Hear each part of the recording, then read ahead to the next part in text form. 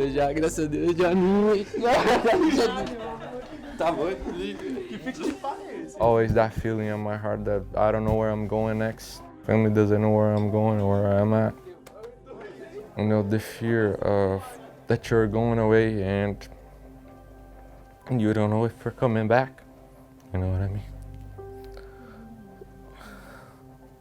So that was really hard, and I don't want to ever to go through that situation again.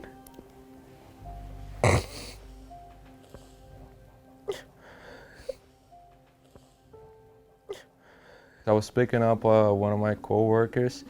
A few seconds later, they turned the lights up and then they stopped us. And they were just screaming, you know, they were just screaming like, put your window down, roll your window down.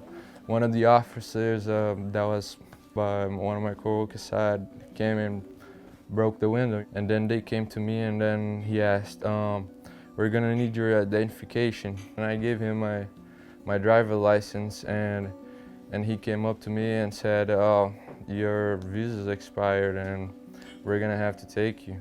They didn't give me no options to call anyone or to warn anybody else.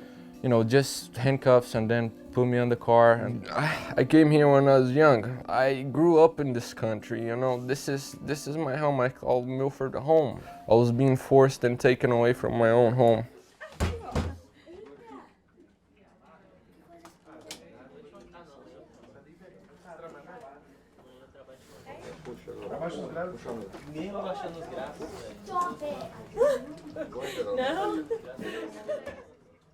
At that time, I really thought that it was gonna be over for me, you know, because nobody knew where I was going.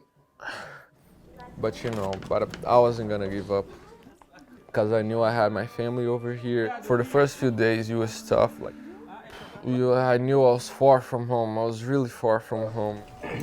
Meu Deus, quero te pedir obrigado, meu Senhor, primeiramente, meu Senhor, por esse momento, meu Senhor, que a gente está tendo aqui agora, Senhor. I went in front of the judge and then the promoter or prosecutor of ICE, I don't know, asked us, does he have any criminal records? And then said, no, we leave the judgment to the court. The judge, he looked at my files and said, oh, he's been here for a long time. The court does find him eligible for bond, and that was really good for me. And then we just left the place as quick as we could.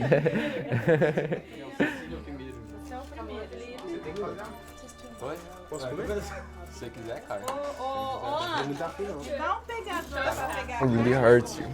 You know, even though I'm home now, I'll never forget that.